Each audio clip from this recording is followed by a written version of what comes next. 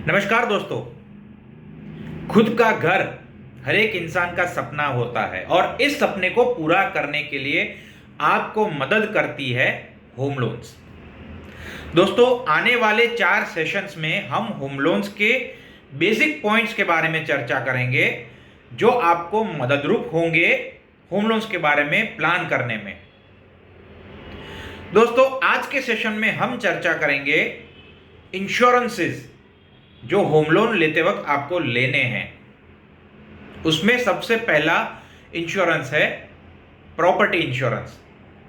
Property insurance है क्या? Property insurance property का इंश्योरेंस है। कौन सी प्रॉपर्टी? जो प्रॉपर्टी आपने परचेज की है। तो मैं कह सकता हूं जिस घर को लेने के लिए आपने होम लोन ली है उस घर का आपको इंश्योरेंस लेना है।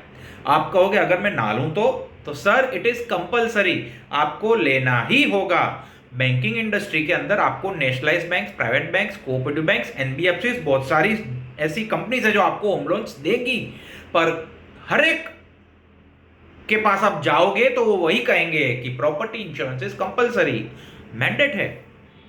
प्रॉपर्टी इंश्योरेंस कितनी अमाउंट का लेना चाहिए, ये टेक्निकल प्रश्न है, पर फिर भी सरल भाषा में आपको समझाने का मैं प्रयत्न कर रहा हूं।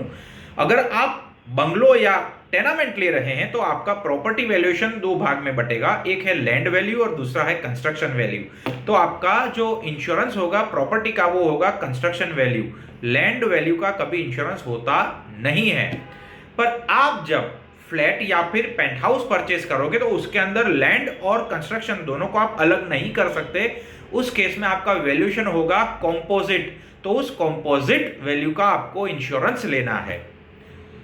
इन शॉर्ट, आप जब भी एक प्रॉपर्टी परचेस करोगे, रेसिडेंशियल प्रॉपर्टी परचेस करोगे, तो आपको उसका वैल्यूएशन करवाना है और उस वैल्यूएशन के अंदर वैल्यूअर इंश्योरेंस वैल्यू लिखेंगे जिसका आपको इंश्योरेंस लेना है। टेन्योर, जितना लंबा टेन्योर आपको मैक्सिमम मिल पाए उस हिसाब से आप प्रॉपर्टी इंश्योरेंस लीजिए। दूसरा इंश्योरेंस जो आपको लेना जरूरी है, कंपलसरी नहीं है, पर मैं जानता हूं आपको ये लेना बहुत ही जरूरी है। अब आपको समझाता हूं क्यों।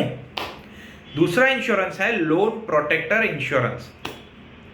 Loan protector insurance is an insurance for the protection of the loan. समझाता हूं। आपने होम लोन ली 30 साल के लिए, आप नए घर में रहने गए, आपका परिवार सब आनंद से जी रहे हैं, पर बाय चांस एक दिन आप इस दुनिया से चल बसे और आपकी लोन भरनी बाकी है। आप कहीं जा रहे थे और आपका एक्सीडेंट हो गया और आपके अंदर एक परमानेंट डिसेबिलिटी आ गई, तो उस केस में भी आपके लोन के आने वाले हफ्ते नहीं भर पाएंगे। तो इन संजोगों में होगा क्या? अगर आप इस दुनिया में नहीं है तो आपको टेंशन नहीं लेनी, आपके परिवार को टेंशन लेना है कि आपके जाने के बाद वो लोग घर का ईएमआई कैसे भरेंगे। आपकी अगर परमानेंट डिसेबिलिटी आ गई तो आप और आपका परिवार दोनों उस चिंता में होंगे कि आप आपके होम लोन की ईएमआई कैसे भरोगे। इसका समाधान है लोन प्रोटेक्टर इंश्योरेंस। आपको लोन का इंश्योरेंस लेना है आपका साथ में, मतलब कि लोन वैल्यू का इंश्योरेंस होगा पर आपका पर्सनल इंश्योरेंस होगा। और आपको बाय चांस लोन टेन्योर के दरमियान अगर आपकी डेथ हो जाती है या आपका परमानेंट डिसेबिलिटी आपको आती है जिसके कारण आप लोन की ईएमआई नहीं भर पाते हैं, तो आपका outstanding loan amount insurance company भर देगी। अब आप कहोगे सर हमें अब प्रॉपर्टी इंश्योरेंस का प्रीमियम भी भरना है और लोन प्रोटेक्टर का भी इंश्योरेंस प्रीमियम भरना है, तो इसका बर्डन हम कैसे भुगतेंगे?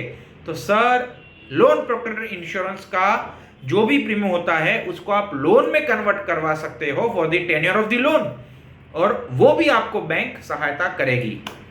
मतलब कि आपको 2 ईएमआई भरने आएंगे, एक होगा आपके होम लोन का ईएमआई और दूसरा लोन प्रोटेक्टर जो आपने लिया उसका प्रीमियम जो भरा है उसकी लोन का ईएमआई। दोस्तों, आज हमने चर्चा की 2 इंश्योरेंस के बारे में। आने वाले सेशंस के अंदर हम होम लोन के और बारीक पॉइंट्स के बारे में चर्चा करेंगे। धन्यवाद।